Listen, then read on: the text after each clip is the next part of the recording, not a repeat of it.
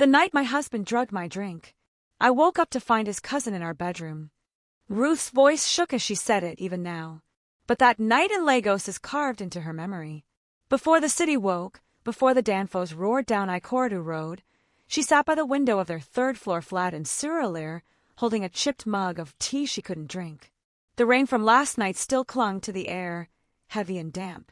She kept replaying it, Julian's warm smile as he handed her a glass on their wedding anniversary. The faint bitterness she almost ignored, the slow blur in her eyes. Then blackness. When she woke, the sheets were twisted around her, her body aching.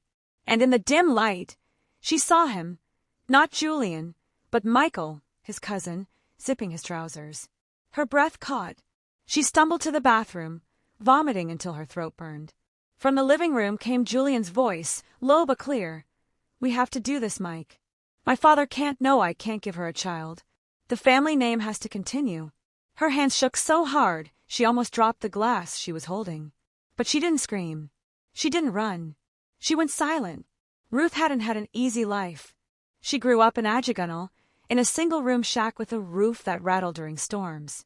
Her mother, Mary, sold bread on Ojalegba Road.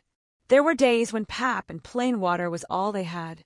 But Ruth had always dreamed of nursing school, of saving lives, of something better. Mary used to warn her, "A kind heart will take you far, but even gold draws thieves." She met Julian at church, under the cracked wooden cross above the altar. He sang with a voice that felt like sunlight, and when the rain started that day, he offered her his umbrella. She thought it was love. They married.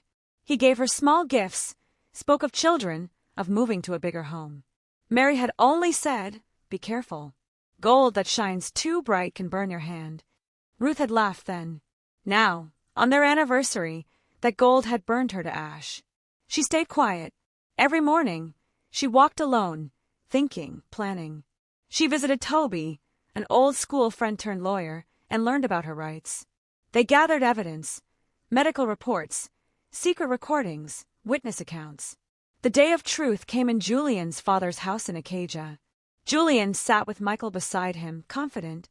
Ruth stood, placing documents on the polished table. The recording played, Julian's own voice admitting the drugging, the plan. Gasps filled the room. His father's face hardened. Michael looked at the floor.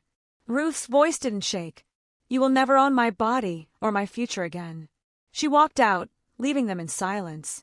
Julian's life fell apart. The scandal cost him his job.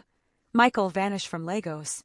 Ruth rented a small flat in Yaba and returned to her sewing work. She thought she would be alone forever, until Chinedu walked in, a widower bringing his daughter for a school uniform. He noticed when she was tired, carried her heavy fabric rolls without being asked. Months later, Ruth took him to meet Mary. They shared bread in the back of the stall. As they left, rain began to fall. Chinedu held an umbrella over her, the same gesture Julian once made, but this time it felt safe. Ruth didn't look back.